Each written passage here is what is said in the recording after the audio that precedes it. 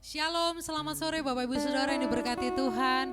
Kita bersyukur bahwa kasih Tuhan selalu ada bersama dengan kita. Mari kita bawa ibadah pada sore hari ini bersama dengan Tuhan agar Tuhan hadir dalam kehidupan kita. Mari kita berdoa. Tuhan Yesus, Bapa yang sungguh baik, kami mengucap syukur untuk segala kebaikan-Mu dalam hidup kami Tuhan. Saat ini kami mengundang Engkau Roh Kudus hadir di tengah-tengah ibadah worship at home pada sore hari ini Tuhan. Mari nyatakan lawatan-Mu Tuhan turun atas kami. Roh Kudus-Mu mengalir atas kami Tuhan. Sehingga kami boleh merasakan hadirat-Mu lebih lagi Tuhan dalam ibadah saat ini Tuhan.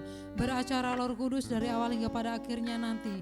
Di dalam nama Tuhan Yesus kami berdoa, haleluya, amin. Kita percaya bahwa Tuhan kita adalah Tuhan yang baik dan teramat baik bagi setiap umat yang percaya kepadanya. Teramat baik Engkau Tuhan. Amin.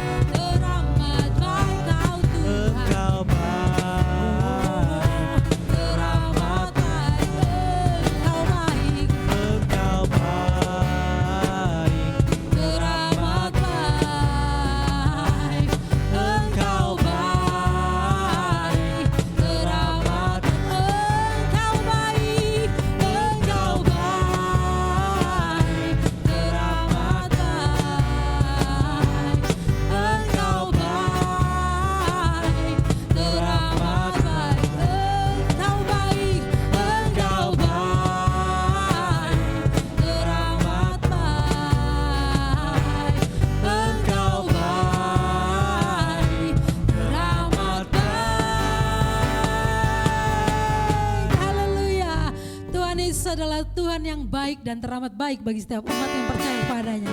Hari ini adalah hari yang terbaik, harinya Tuhan bagi setiap umat yang percaya kepadanya. Amin.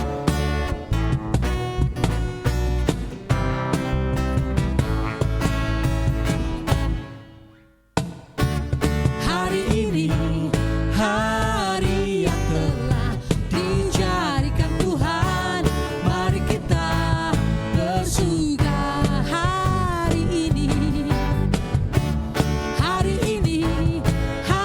Hari yang telah dijadikan Tuhan.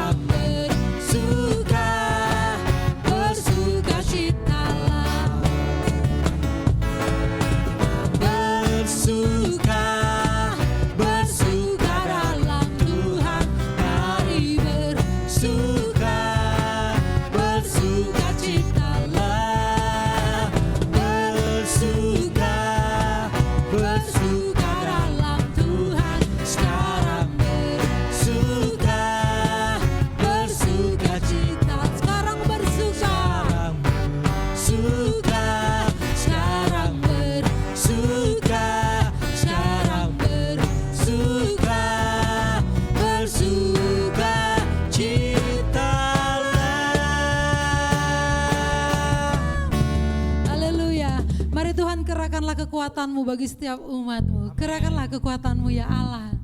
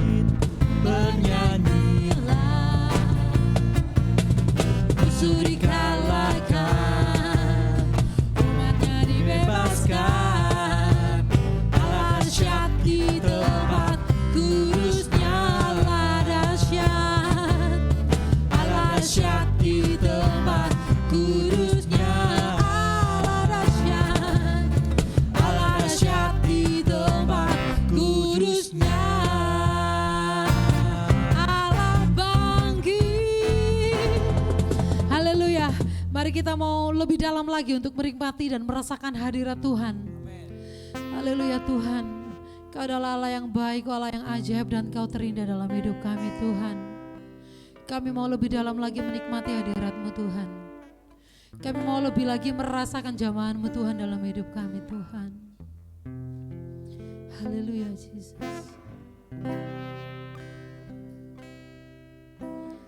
Kau yang terindah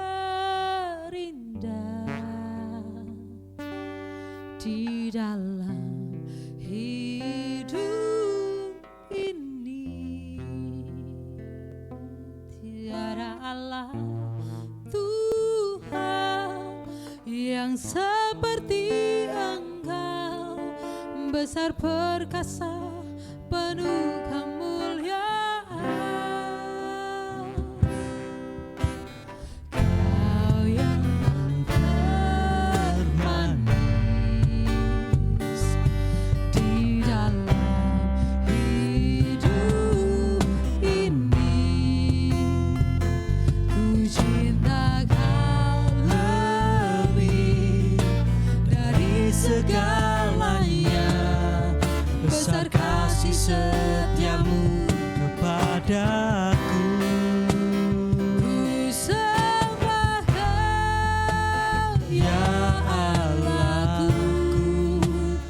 Ku tinggikan namamu selalu, tiada lutut tak bertelut, menyembah Yesus Tuhan Rajaku. Ku sembah Kau, ya Allahku. Ku tinggikan namamu selalu, semua lidah kan mengaku Engkaulah Yesus Tuhan Rajaku. Kau yang terindah Tuhan dalam hidup kami Bapa. Kau yang terindah di dalam hidup ini. Tiada Allah Tuhan yang seperti Engkau, besar perkasa penuh kemuliaan.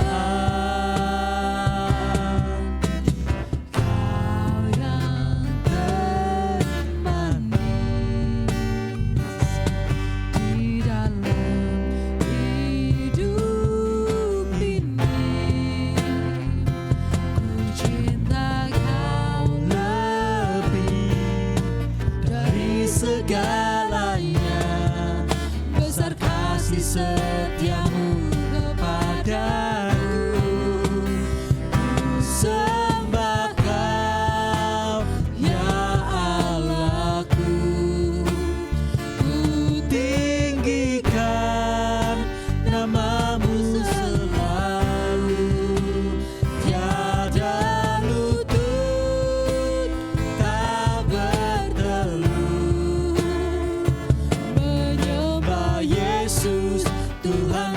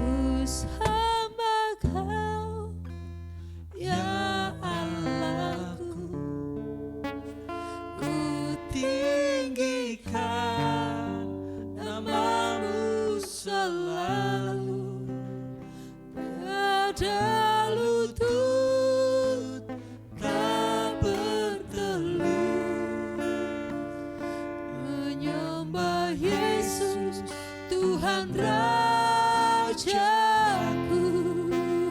ku sembah Kau, ya Allahku.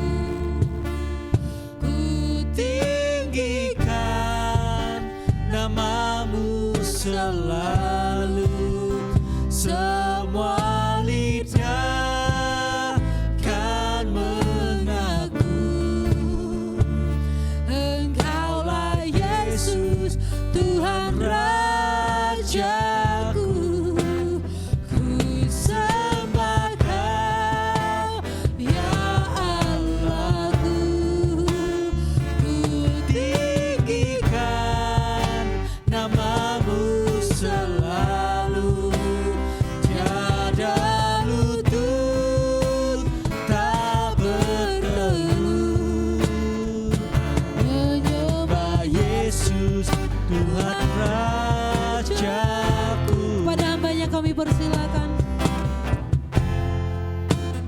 Ya Allahku, ku tinggikan namamu selalu, semua lidah kan mengaku. Engkaulah Yesus, Tuhan Rajaku. Katakan sekali lagi lebih sungguh-sungguh lagi, ku sembah Kau. Mari semua mencari wajah Tuhan sungguh-sungguh sore hari ini. Sembah Dia, tinggikan dan agungkan namanya. Kiranya Tuhan yang akan menjamah dan melawat setiap kita sore hari ini, apapun kondisi keadaanmu. Sebab Dia Tuhan yang sangat mengasihi. Dia mengerti kondisi keadaanmu dan Dia siap melawatmu. Dia siap memberikan jawaban atas setiap doa-doamu. Sembah Kau, ya Allahku, ku tinggikan namamu selalu, setiap lutut lidah kan mengaku. Engkaulah Yesus, Tuhan Rajaku. Engkaulah Yesus, Tuhan Rajaku. Katakan sekali lagi, Engkaulah Engkaulah Yesus, Tuhan Rajaku. Ini pengakuan kami sore hari ini Tuhan, bahwa Engkau adalah Tuhan, Raja, Penyelamat atas setiap kehidupan kami. Engkau sanggup memberikan pertolongan bagi kami tepat waktunya Tuhan. Dan Kau Tuhan yang senantiasa mendengar setiap seruan doa kami, dan Kau siap menjawab setiap apapun yang menjadi kebutuhan kami. Dan sore hari ini Tuhan, kembali kami telah memuji, menyembah dan meninggikan Tuhan. Dan kami siap juga Tuhan duduk diam untuk mendengar isi hati-Mu sore hari ini. Berfirmanlah buat setiap kami sore hari ini Tuhan, apapun kondisi dan keadaan kami yakin dan percaya sore hari ini kami akan mendapatkan jawaban dari setiap firman yang kami dengar sore hari ini. Oleh sebab itu pada saat sore hari ini, urapilah setiap kami Tuhan, supaya kami boleh betul-betul layak mendengar isi hati-Mu. Kami siap Tuhan dilawat, kami siap Tuhan ditegur, dikuatkan, diteguhkan Tuhan, supaya kami boleh semakin hari semakin menyenangkan hati Tuhan, semakin berkenan kehidupan kami di hadapan Tuhan. Terima kasih buat sore hari ini Tuhan. Kami mau sungguh-sungguh Tuhan menikmati hadirat dan lawatan Tuhan lebih lagi. Hanya di dalam nama Tuhan Yesus kami mengucap syukur dan berdoa. Haleluya. Amin. Shalom, selamat sore buat setiap kita yang mengikuti acara Worship at Home sore hari ini. Bapak Ibu, saya terlalu percaya bahwa Tuhan hadir di dalam setiap kehidupan kita, pribadi lepas pribadi sore hari ini.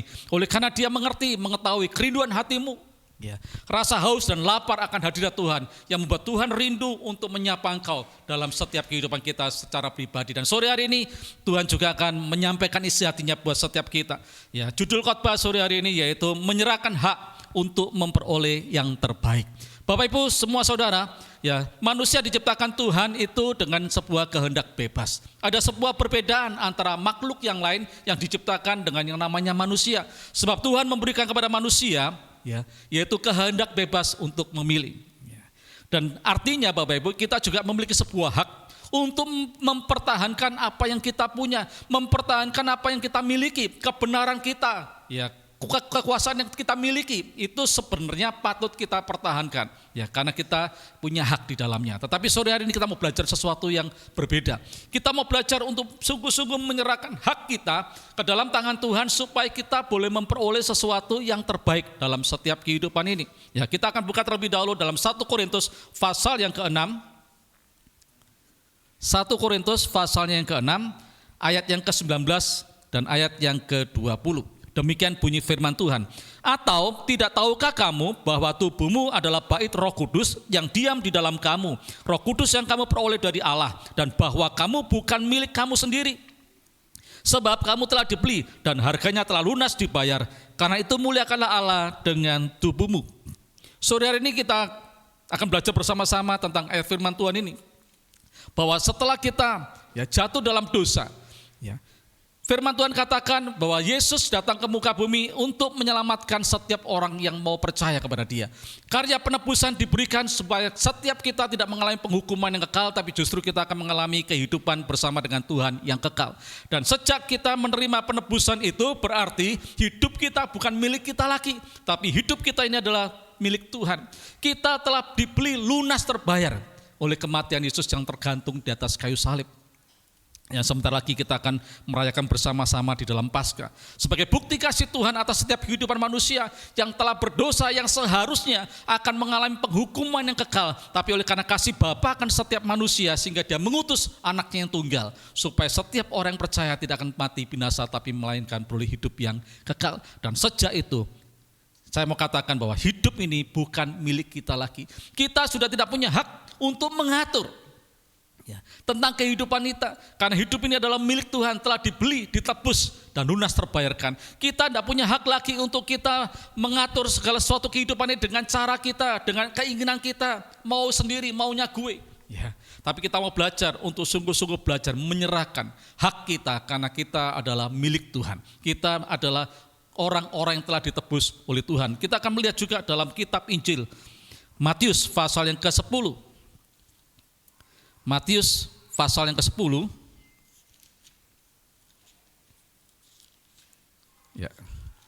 Matius pasal yang ke-10 ayatnya yang ke-39. Ini tentang bagaimana mengikuti Yesus, tapi saya akan cuplik satu ayat saja di dalam ayat yang ke-39. Barang siapa mempertahankan nyawanya, ia akan kehilangan nyawanya, dan barang siapa kehilangan nyawanya karena aku, ia akan memperolehnya. Lanjut ayat Matius pasal 19.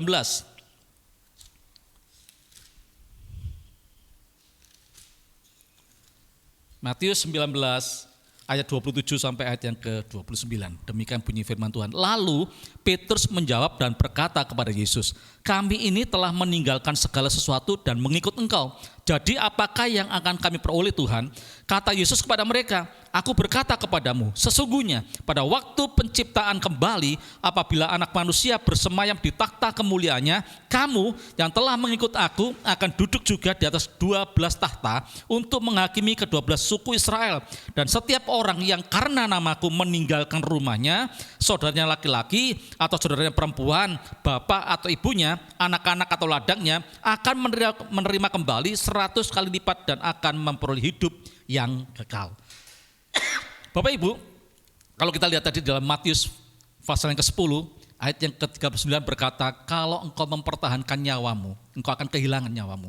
Tapi kalau engkau memberikan nyawamu, kehilangan nyawamu karena Tuhan, maka engkau akan memperolehnya. Ayat ini bukan berkata atau mengajar kita untuk hidup sembarangan, untuk hidup semau gue, untuk hidup tidak memperhatikan nyawa kita, bukan. Tetapi dikatakan di sana, kalau kita mempertahankan nyawa ini untuk kita mau mengiring Tuhan, kita akan kehilangan. Tapi justru kalau kita kehilangan nyawa karena kita mengiring Tuhan, maka kita akan memperolehnya. Itu kata firman Tuhan. Dan dalam ayat yang ke-27 sampai 29 ayat pasal yang ke-19 dikatakan, Petrus bertanya, Guru, kami sudah mengiring Engkau, meninggalkan keluarga, meninggalkan orang tua, meninggalkan anak, ladang dan sebagainya. Apa yang bakal kami peroleh? Artinya Bapak Ibu, murid-murid yang sudah dipilih oleh Tuhan, yang terpanggil untuk mengiring Tuhan, mereka sudah menyerahkan hak mereka. yang seharusnya mereka pertahankan, tapi mereka memilih untuk menyerahkan kepada Yesus hak mereka. Mereka kehilangan sementara apa yang mereka miliki, hak mereka yang ada di muka bumi ini. Sebagai seorang anak, sebagai seorang ayah, sebagai seorang pemilik ladang, sebagai orang yang memiliki kambing domba dan sebagainya yang mereka tinggalkan. Mereka melepaskan hak mereka dan mereka menyerahkan ke dalam tangan Tuhan. Dan kita melihat Bapak Ibu di dalam tadi pasal yang ke-19 ayat yang ke-27, ya, ayat yang ke-28. Apa yang bakal diperoleh bagi orang-orang yang menyerahkan haknya kepada Tuhan. Ya dikatakan di sana bahwa kata Yesus kepada mereka, aku berkata kepadamu sesungguhnya pada waktu penciptaan kembali, apabila anak manusia bersemayam di tahta kemuliaannya, kamu ya, yang telah mengikut aku, ya, bagi mereka yang sudah mengiring Tuhan dan menyerahkan haknya ke dalam tangan Tuhan. Yang pertama dikatakan di sana bahwa mereka akan diizinkan Tuhan untuk bersama-sama dengan Tuhan, duduk di atas tahta untuk menghakimi bangsa Israel, suku Israel. Lanjutnya dikatakan, ya, ayat yang ke-29. Dan setiap orang yang karena namaku, oleh karena Tuhan, meninggalkan seluruhnya, meninggalkan haknya. Ya, itu dikatakan rumahnya, saudaranya laki-laki, saudaranya perempuan, bapak atau ibunya, anak-anak atau ladangnya, ia akan menerima kembali 100 kali lipat ganda. Bapak Ibu, artinya Bapak Ibu, pada hari ini kalau Tuhan ya meminta hak kita, mungkin itu sesuatu yang sangat bernilai, sesuatu yang kita pertahankan, ya. Tetapi kalau Tuhan meminta dan kita tidak mau serahkan, kita akan kehilangan, kata firman Tuhan. Tapi kalau engkau menyerahkan, meskipun itu kelihatannya sangat bernilai, sangat berharga, tapi kalau engkau dengan rela hati menyerahkan itu ke dalam tangan Tuhan, maka firman Tuhan katakan sore hari ini bahwa apa yang kau berikan, apa yang kau lepaskan, itu akan Tuhan kembalikan 100 kali lipat ganda. Dan yang terakhir dikatakan hidup yang kekal. Dan sore hari ini mari Bapak Ibu kita mau belajar, ya, untuk kita menyerahkan hak kita sepenuhnya ke dalam tangan Tuhan. Ya. Kita belajar untuk kita mulai hidup sesuai dengan apa yang menjadi kehendaknya Tuhan, apa yang menjadi maunya Tuhan. Kita mau belajar untuk kita hidup dengan sebuah tujuan, yaitu untuk mempermuliakan nama Tuhan. Oleh sebab itu jangan kita hidup untuk mempertahankan hak kita. Ya. Kita mau belajar untuk menyerahkan, ya, apapun itu kalau Tuhan minta. Ya. Mungkin waktu hidup kita, Tuhan minta untuk kita sungguh-sungguh untuk bekerja di dalam ladang Tuhan. Ya. Apapun itu bentuknya Bapak Ibu, mungkin waktu-waktu jam-jam kerja kita, yang itu mungkin kita pertahankan sebagai sebuah hak yang harus kita pertahankan, tapi pada waktu Tuhan memintanya kita mau serahkan supaya Tuhan akan memberikan yang terbaik dalam setiap kehidupan kita. Kita akan melihat Bapak Ibu, ya, ada beberapa orang, kalau waktunya cukup nanti akan saya memberikan beberapa contoh untuk ada orang-orang atau tokoh-tokoh Alkitab yang betul pada waktu mereka diminta oleh Tuhan hak mereka dan diserahkan, itu mereka mengalami sesuatu yang begitu luar biasa. Kita akan melihat terlebih dahulu, ya, di dalam Kejadian pasalnya yang ke-15. Kejadian pasal yang ke-15. Ya, ini ayat tidak asing, seringkali kita mendengar, tapi kita mau melihat dari sisi yang berbeda. Kejadian pasal yang ke-15, yaitu ayatnya yang ke-5 dan 6. Ya. Kejadian 15, 5 dan 6. Lalu Tuhan membawa Abram keluar serta berfirman, coba lihat ke langit, hitunglah bintang-bintang. Jika engkau dapat menghitungnya, maka firman-Nya kepadanya, demikianlah banyaknya nanti keturunanmu. Lalu percayalah Abram kepada Tuhan, maka Tuhan memperhitungkan hal itu kepadanya sebagai kebenaran. Bapak Ibu, kita seringkali mendengar, membaca tentang Tuhan berjanji pada waktu Abram dan Sarai belum punya anak, dalam usia yang mereka cukup lanjut, tetapi Tuhan justru memberikan sebuah janji kepada mereka untuk memberikan anak dan keturunan yang sedemikian banyaknya seperti bintang-bintang di langit, seperti pasir di tepi laut. Itu janji Tuhan kepada Abram dan Sarai yang usianya sudah lanjut. Ya. Dan kita akan melihat Bapak Ibu selanjutnya di dalam pasal yang ke-21, ya, pasal yang ke-21 ayat yang kedua dan ketiga. Ini penggenapan dari janji Tuhan kepada Sarai dan Abram. Tuhan memperhatikan Sarah seperti yang difirmankannya, dan Tuhan melakukan kepada Sarah seperti yang dijanjikannya. Maka mengandunglah Sarah, lalu ia melahirkan seorang anak laki-laki bagi Abraham dalam masa tuanya. Pada waktu yang telah ditetapkan sesuai dengan firman Allah kepadanya, Abraham menamai anaknya yang baru lahir itu Ishak, yang dilahirkan Sarah baginya. Jadi pada waktu Tuhan berjanji kepada Sarai dan Abram, ya, untuk memberikan anak dan keturunan yang begitu banyak, dan itu betul-betul digenapi Bapak Ibu. Dalam usia yang lanjut, kalau dikatakan oleh ayat firman Tuhan, kalau kita cari, ya, Usia Abraham pada waktu dia melahirkan anak tadi Ishak itu umurnya 100 tahun dan Sarai itu 91 tahun Bapak Ibu. Mungkin kalau itu diperhitungkan untuk tahun-tahun kehidupan hari ini rasanya nggak mungkin, ya kan? Tetapi firman Tuhan tidak ada sesuatu yang tidak mungkin dikerjakan oleh Tuhan. Di usia Abraham dan Sarai yang seharusnya tidak pantas untuk mereka mengandung dan punya anak, tetapi justru Tuhan memberikan keturunan kepada Abraham yang dinamai Ishak. Tetapi suatu ketika, ya Tuhan berfirman, ya untuk meminta haknya Abraham dan Sarah untuk diminta kepada Tuhan. Kita lihat Kejadian 22. Kejadian 22 ayat yang pertama sampai ayat yang ketiga. Kepercayaan Abraham diuji. Setelah semuanya itu Allah mencoba Abraham. Ia berfirman kepadanya, Abraham, lalu sahutnya, ya Tuhan, firman-Nya, ambillah anakmu yang tunggal itu yang engkau kasihi, yakni Ishak, pergilah ke tanah Moria dan persembahkanlah dia di sana sebagai korban bakaran pada salah satu gunung yang akan kukatakan kepadamu. Lihat respon dari Abraham. Keesokan harinya, pagi-pagi bangunlah Abraham. Ia memasang pelana keledainya dan memanggil 2 orang bujaknya beserta Ishak anaknya. Ia membelah juga kayu untuk korban bakaran itu, lalu berangkatlah ia dan pergi ke tempat yang dikatakan Allah kepadanya. Bapak Ibu, ini sesuatu yang kelihatannya miris ya. Sepasang suami istri yang lama mereka tidak punya anak. Ya. Tetapi Tuhan sendiri yang berinisiatif menjanjikan kepada Abraham dan Sarai seorang anak, seorang keturunan yang bakal nantinya itu akan semakin banyak berkembang seperti bintang di langit dan seperti pasir di tepi laut. Dan Tuhan membuktikan bahwa janjinya tergenapi dalam kehidupan Abraham dan Sarai. Sehingga dikatakan di sana Abraham, karena mereka sudah punya anak, disebut Abraham, Sarai disebut Sarah. Dan pada waktu mereka sangat bersuka cita karena mereka telah menerima janji Tuhan, mendapatkan seorang anak yang sangat luar biasa, dikasihi oleh kedua orang tuanya, dicintai. Ya, saya yakin dan percaya sedemikian cintanya Abraham dan Sarah menjaga Ishak dari bayi sampai dia berusia remaja. Tetapi tiba-tiba, ujuk-ujuk, datanglah firman Tuhan kepada Abraham. Yang isinya ya bukan kabar gembira, bukan kabar sukacita, tetapi kabar duka. Kenapa? Karena Allah meminta anak satu-satunya yang namanya Ishak yang diberikan Allah kepada keluarga ini diminta supaya dikorbankan di Gunung Moria.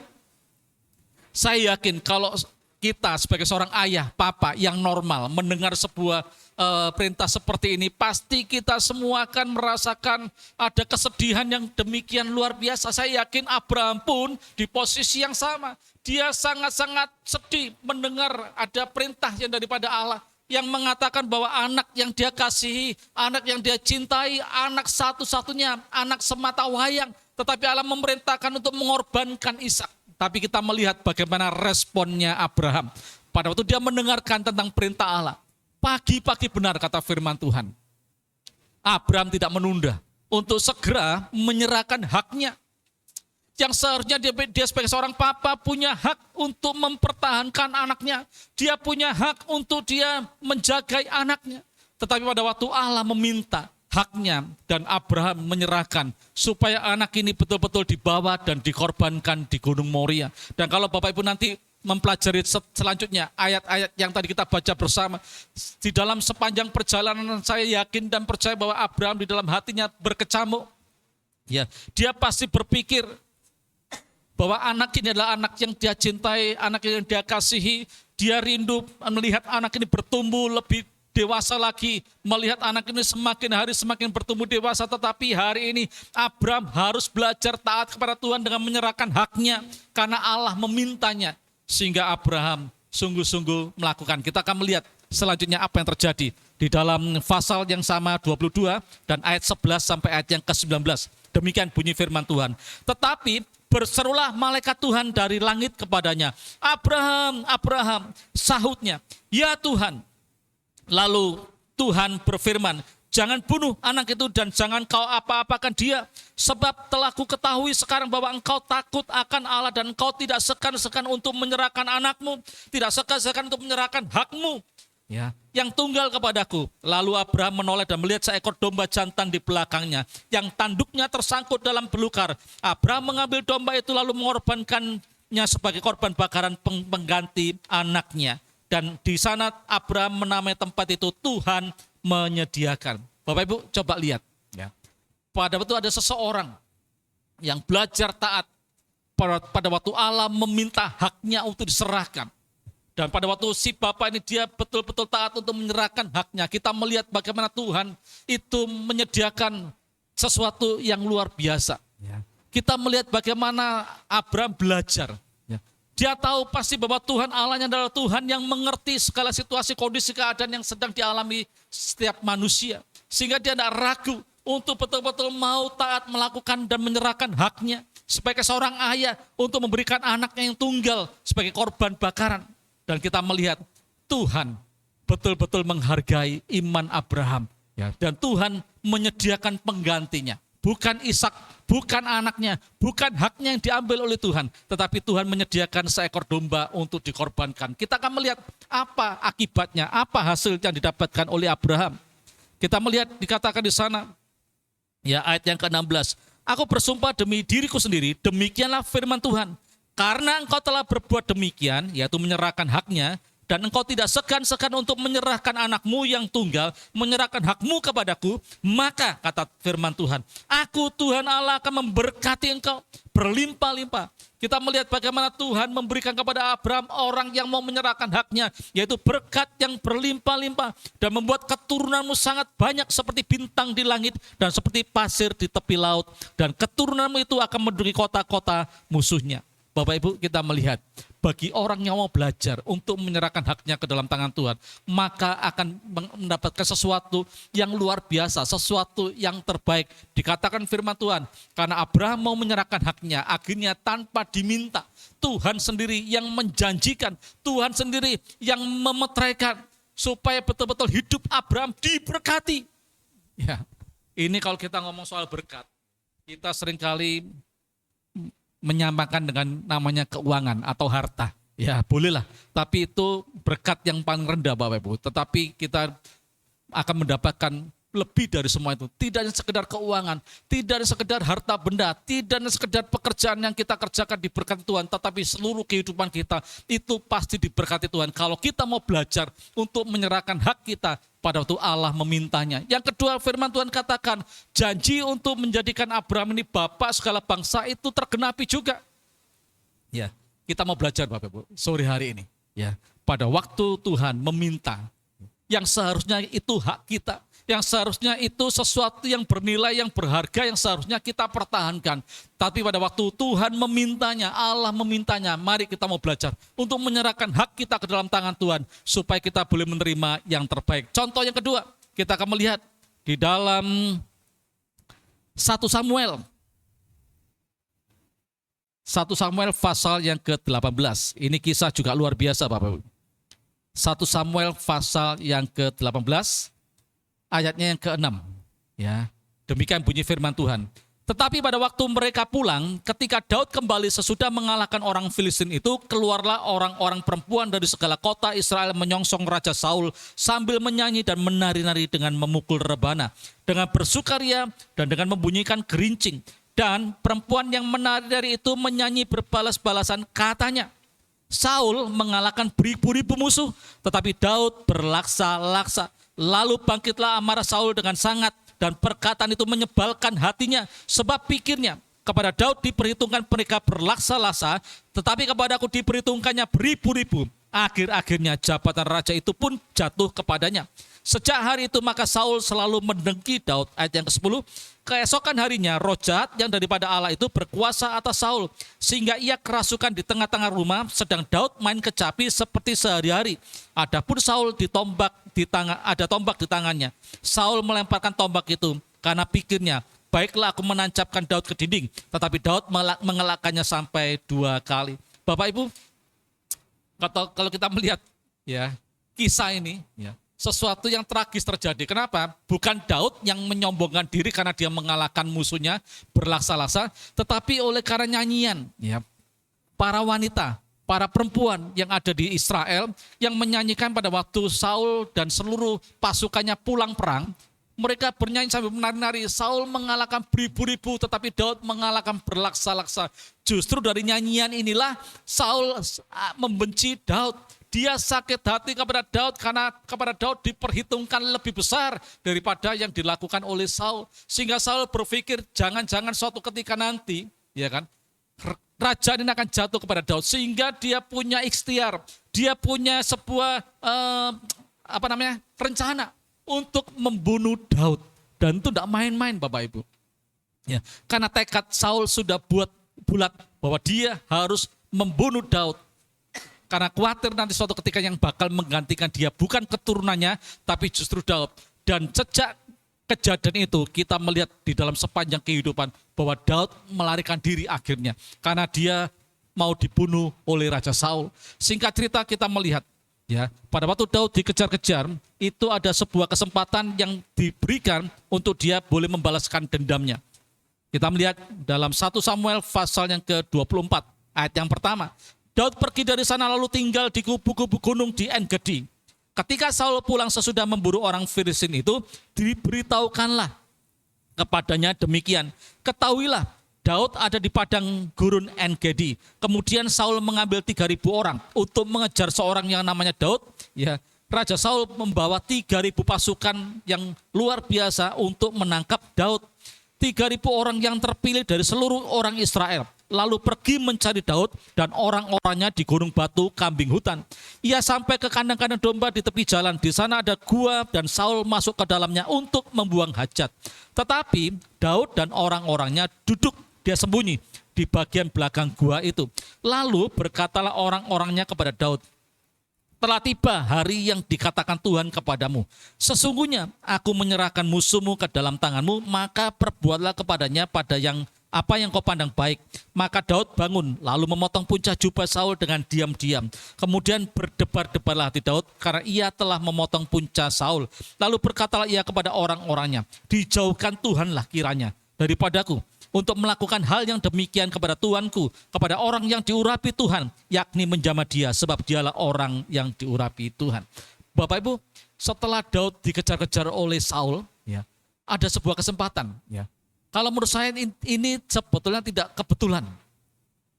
Di mana Daud dengan orang-orangnya sedang bersembunyi di sebuah gua, kok tiba-tiba Saul ini perutnya itu mules, ya kan? Dikatakan Saul akhirnya membuang hajat di sana, dan orang-orangnya Daud pada waktu melihat Saul lagi sendiri yang sedang dodok tadi itu, ya, untuk membuang hajat, ngomong, Daud ini peluangmu, Daud ini kesempatanmu, Daud inilah waktunya Tuhan, di mana firman berkata bahwa musuhmu akan diserahkan ke dalam tanganmu.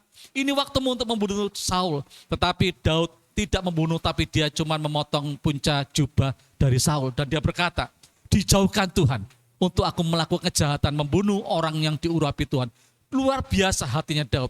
Dia lebih menyerahkan haknya ke dalam tangan Tuhan untuk membalas. Ya, nanti kita akan lihat yang kedua. Ini sesuatu yang luar biasa Bapak Ibu. Seharusnya, semestinya kalau kita diperlakukan tidak baik, padahal kita tidak melakukan sebuah kesalahan, keinginan untuk membalas itu pasti muncul dalam hati kita, betul tak?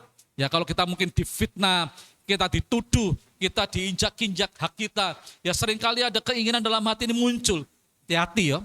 Kalau ada kesempatan, aku pasti akan membalasnya. Tapi beda dengan Daud, dia belajar untuk sungguh-sungguh menghargai bahwa pembalasan itu haknya Tuhan. Ya. Sehingga Daud tidak melakukan untuk dia membalas musuhnya, orang yang hendak membunuhnya. Ya, kita akan melihat lagi. Ya, yang kedua, dalam 1 Samuel 26. Ya, ayatnya yang ke-8 sampai 11. Lalu berkatalah Abisai kepada Daud, pada hari ini Allah telah menyerahkan musuhmu ke dalam tanganmu, oleh sebab itu izinkanlah kiranya aku menancapkan dia ke tanah dengan tombak ini, dengan satu tikaman saja. Tidak usah ku tancapkan dia 2 kali. Tetapi kata Daud kepada Abisai, sekali lagi, jangan musnahkan dia, sebab siapakah yang dapat menjamah orang yang diurapi Tuhan dan bebas dari hukuman? Lagi kata Daud, demi Tuhan yang hidup, niscaya Tuhan akan membunuh dia. Entah karena sampai ajalnya dan ia mati, entah karena ia pergi berperang dan hilang lenyap di sana. Kiranya Tuhan menjauhkan daripadaku untuk menjamah orang yang diurapi Tuhan. Ambillah sekarang tombak yang ada di sebelah kepalanya dan kendi itu, dan marilah kita pergi. Bapak Ibu, biarlah kita mau belajar Bapak Ibu dari kisah Daud ini. Ya, seseorang yang diburu, ya, seseorangnya sepertinya itu tidak bernilai, tidak berarti. Dia tidak punya salah, tidak punya kejadian yang merugikan Saul, tetapi dia diburu seperti seekor kelinci, ya, oleh Saul dan hendak dibunuh, dibinasakan. Tapi kita melihat ada 2 kali kesempatan. Saya tahu bahwa ini seizin Tuhan sebetulnya, tetapi Daud lebih memilih menyerahkan pembalasan itu ke dalam tangan Tuhan, menyerahkan haknya. Lebih baik biar Tuhan yang membalas. Ya, ini kalau Bapak Ibu nanti baca di rumah, ada Roma pasal yang ke-12 ayat yang ke-19. Biarlah kita mau menyerahkannya ke dalam tangan Tuhan, supaya Tuhan sendiri yang akan memberikan pembalasan. Jangan kita membalas perbuatan jahat yang diberikan kepada kita oleh orang lain. Kita mau belajar Bapak Ibu, apapun yang diperlakukan, apapun yang diizinkan Tuhan, kita diperlakukan, direndahkan, dituduh mungkin, difitnah, dipojokkan, dirugikan. Ya. Mungkin kita punya rekanan kerja terus kita diapusi, ya, dibohongi, uang kita dibawa lari. Jangan kita mengeluarkan kutukan untuk mengutuki orang itu. Berkati orang itu dan serahkan ke dalam tangan Tuhan. Kalau Tuhan izinkan itu terjadi, berarti Tuhan punya maksud, Tuhan punya rencana untuk kita belajar menyerahkan hak kita ke dalam tangan Tuhan. Kalau kita mengambil posisi yang benar, menyerahkan hak kita ke dalam tangan Tuhan, saya yakin dan percaya bahwa engkau akan mendapatkan bagian yang terbaik dalam kehidupan ini. Mari Bapak Ibu, belajar ya untuk menyerahkan hak. Dan yang terakhir kita akan belajar dari Tuhan Yesus sendiri. Kita melihat bahwa Tuhan Yesus itu adalah Allah. Dia adalah Allah dan dia adalah anak Allah. Firman Tuhan katakan, karena begitu besar kasih Allah kepada manusia sehingga mengutus anaknya yang tunggal, yaitu Yesus. Kita akan melihat di dalam Filipi pasal yang kedua. Sebagai ayat-ayat penutup. Filipi pasal yang kedua. Ayat yang ke-6 sampai ayat yang ke-8. Demikian ayat firman Tuhan. Yang walaupun dalam rupa Allah, tidak menganggap kesetaraan dengan Allah itu sebagai milik yang harus dipertahankan, melainkan telah mengosongkan dirinya sendiri dan mengambil rupa seorang hamba dan menjadi sama dengan manusia. Dan dalam keadaan sebagai manusia ia telah merendahkan dirinya dan taat sampai mati, bahkan sampai mati di kayu salib. Kita belajar Bapak Ibu dari Yesus. Yesus ini bukan cuman manusia, tetapi dia 100% adalah Allah. Dia 100% Tuhan. Seharusnya pada waktu Yesus ada di Taman Getsemani, ya, pada waktu mau dibawa dan pada waktu diperhadapkan kepada kaisar, diperlakukan seperti penjahat, dipukuli, ditempeleng, diolok-olok Bapak Ibu, bahkan sampai dicambuki. Sebenarnya Yesus punya kuasa, punya kekuatan untuk dia memerintahkan para malaikatnya untuk melemparkan orang-orang yang mengoloknya, menghancurkan orang-orang yang menempeleng, menghancurkan orang-orang yang mencambuki. Dia punya hak, dia punya kuasa, tetapi dia tidak melakukan itu. Firman Tuhan katakan dia taat sampai mati karena Tuhan Allah Bapa punya rencana besar dalam kehidupannya. Dia menyerahkan haknya ke dalam tangan Tuhan. Dia mengosongkan dirinya, kata firman Tuhan. Mari Bapak Ibu, karena kita adalah anaknya, kita adalah muridnya. Mari kita mau belajar dari Tuhan Yesus sendiri yang menyerahkan hidup kita, haknya ke dalam tangan Tuhan. Apapun itu Bapak Ibu. Ya kalau mungkin kita di posisi yang benar, ya tetapi kita dipersalahkan, mari kita mau serahkan hak kita ke dalam tangan Tuhan supaya pembelaan itu datangnya daripada Tuhan. Ya, kita mau belajar Bapak Ibu untuk sungguh-sungguh untuk menyerahkan hak kita. Akibat apa yang dialami di dalam Filipi pasal 2 ayat yang ke-9 dan 11 sebagai ayat yang terakhir dan paling akhir. Ya, itulah sebabnya Allah sangat meninggikan dia, yaitu setelah Yesus dia betul-betul berserah total menyerahkan hak kepada Allah.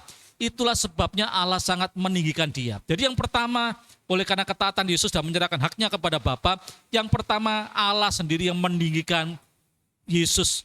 Ya. Yang kedua, mengaruniakan kepadanya nama di atas segala nama, supaya yang ada di langit dan yang ada di atas bumi dan yang ada di bawah bumi dan segala lidah mengaku Yesus Kristus adalah Tuhan bagi kemuliaan Allah Bapa.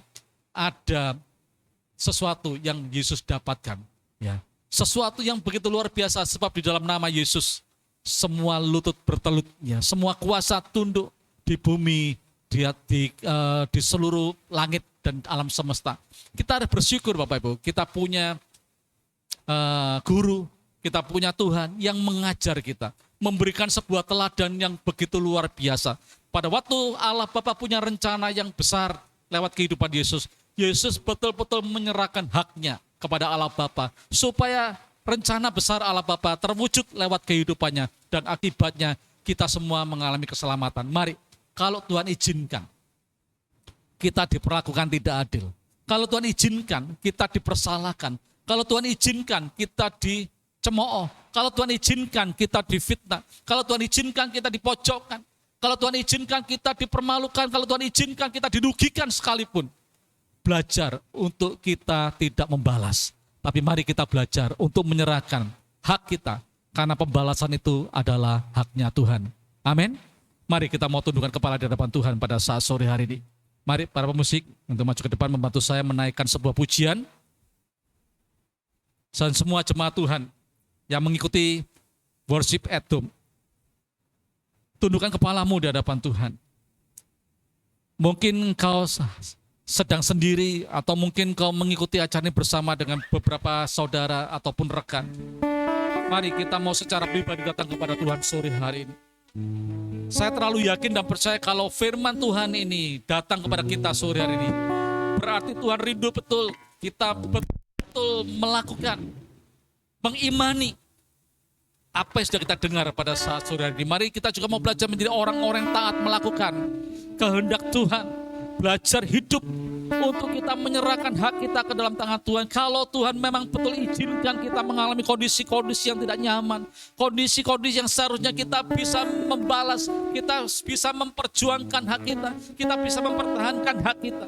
Tetapi kalau itu bagian dari proses yang Tuhan izinkan supaya kemuliaan Tuhan dinyatakan, mari katakan kepada Tuhan, Tuhan, aku mau serahkan hakku ke dalam tangan-Mu. Supaya kiranya pembelaan itu datangnya daripada Tuhan sendiri. Dan kalau kita menjadi orang-orang seperti ini Bapak Ibu, maka engkau tinggal menunggu apa yang Tuhan akan berikan dalam kehidupanmu. Pasti sesuatu yang terbaik dalam kehidupan ini. Ya Tuhan. Ya Allahku, Oh haleluya, haleluya. ku tinggikan Oh, namamu selalu. amin. Tiada lutut tak bertelur menyembah Yesus Tuhan Rajaku. sembah Kau, ya Allah. Katakan ku tinggikan namamu selalu Tuhan. Kamu selalu Haleluya, haleluya. semua lidah aku Yesus Tuhan Raja. Mari katakan lebih sungguh-sungguh lagi, ku sembah, ku sembah, ku sembah. Haleluya. Allahku. Oh, angkat tanganmu, katakan ku tinggikan Engkau selalu Yesus. Haleluya, haleluya. Tiada lutut tak bertelur Amin.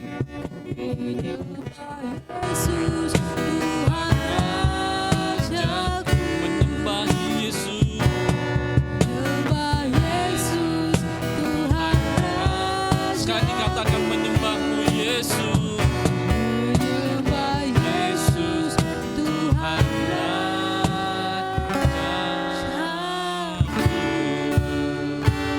Sungguh hati kami penuh dengan ucapan syukur buat firman-Mu yang sudah kami dengar dalam setiap kami Tuhan. Biarlah kiranya Roh Kudus yang akan memeteraikan bagi setiap kami setiap kalimat, ucapan, perkataan dari firman Tuhan.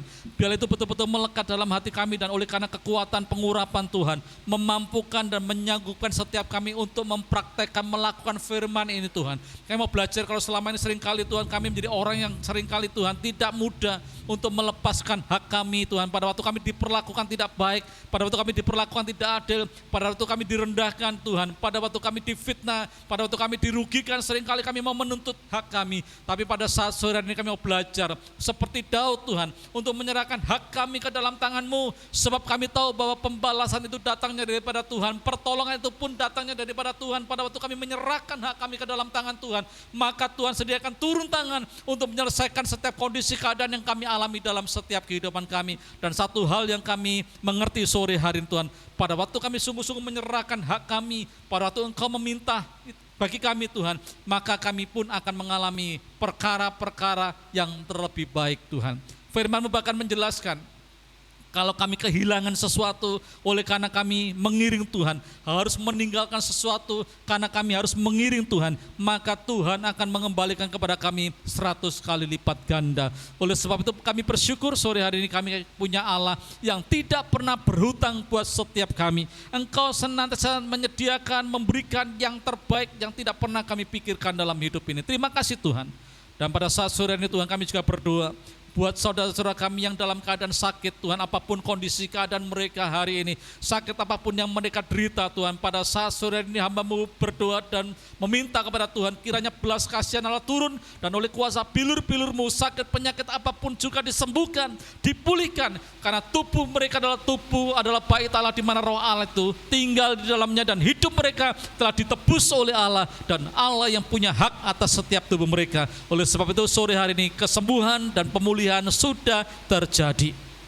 Mari jemaat Tuhan, angkat kedua tanganmu di hadapan Tuhan dan terimalah berkat ini. Kalau engkau baik-baik mendengarkan suara Tuhan Allahmu dan taat melakukan setiap perintahnya, maka keluar dan masukmu diberkati. Di desa, di kota, dimanapun engkau berada diberkati. Lumbung-lumbungmu diisi panen yang terbaik.